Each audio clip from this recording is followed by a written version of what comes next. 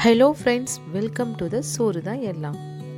Hi guys, today நம்ம பார்க்க போற ரெசிபி ஒரு சாம்பார் ரெசிபி பார்க்க போறோம். அதாவது டிஃபன் சாம்பார். நான் வந்து பாசி பருப்பு வச்சு ஒரு சாம்பார் செய்வேன் அடிக்கடி வீட்ல.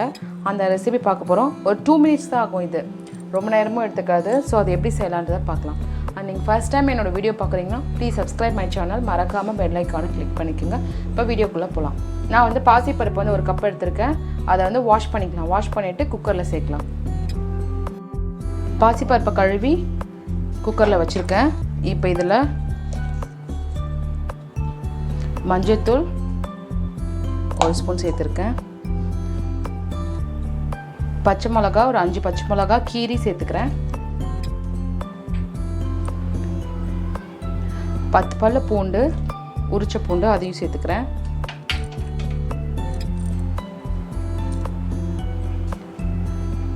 தக்காளி வந்து ஒரு மீடியம் சைஸில் 3 தக்காளி வந்து அரைஞ்சி வச்சுருக்கேன். அண்ட் ஒரே ஒரு ஆனியனையும் அரைஞ்சி வச்சுருக்கேன். அதையும் இதில் சேர்த்துக்கிறேன். இப்போ இதெல்லாம் சேர்த்து விசில் வைக்க போகிறோம். தேவையான அளவுக்கு தண்ணி விட்டு அவ்வளோதான். இதை ஒரு 4 விசில் வச்சு எடுத்துக்கலாம். மூடுறதுக்கு முன்னாடி ஒரு பிஞ்ச் வந்து பெருங்காயம் சேர்த்துக்கிறோம். அது கூடவே ஒரு 1/2 ஸ்பூன் வந்து எண்ணெய் சேர்த்துக்கிறேன்.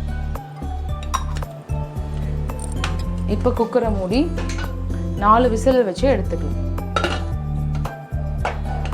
இப்போ நம்ம 4 விசில் வச்சு இறக்கிட்டோம். இதுவாகிடுச்சு. ஓப்பன் பண்ணி பார்க்கலாம். நல்லா வெந்து வந்திருக்கு. இப்போ நம்ம தேவையான அளவுக்கு இதில் தண்ணி ஊற்றிக்கலாம். உங்களுக்கு சாம்பார் எவ்வளோ தேவையோ அந்த அளவுக்கு தண்ணி ஊற்றிக்குங்க.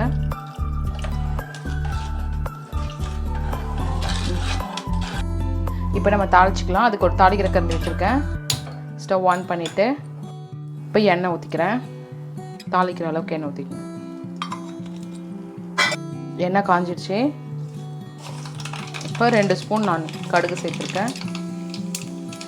இது கூடவே கடுகு கொஞ்சம் வெடிஞ்சதும் பெருஞ்சீரகம் 1 ஸ்பூன் சேர்த்துக்கிறேன். பெருஞ்சீரகம் நல்லா பொரியுது. இப்போ வந்து 4 காஞ்ச மிளகாய் சேர்த்துக்கிறேன்.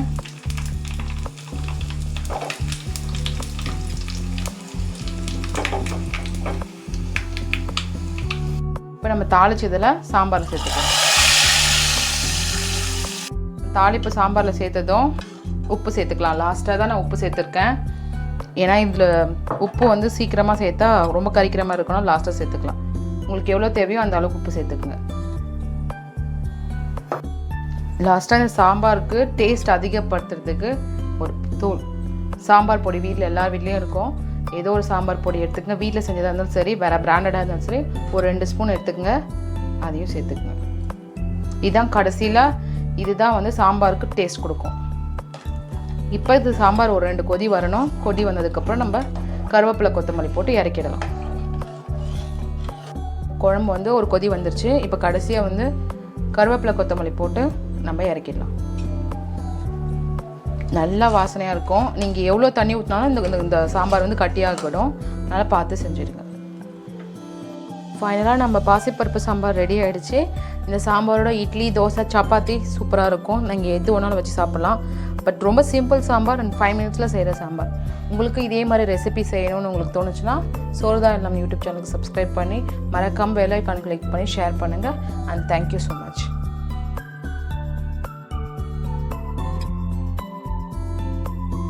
இந்த ரெசிபி உங்களுக்கு பிடிச்சதுன்னா சப்ஸ்கிரைப் பண்ணி பெல் ஐக்கானை கிளிக் பண்ணிக்கோங்க. அண்ட் ஷேர் பண்ணி கமெண்ட் பண்ணுங்கள். தேங்க்யூ.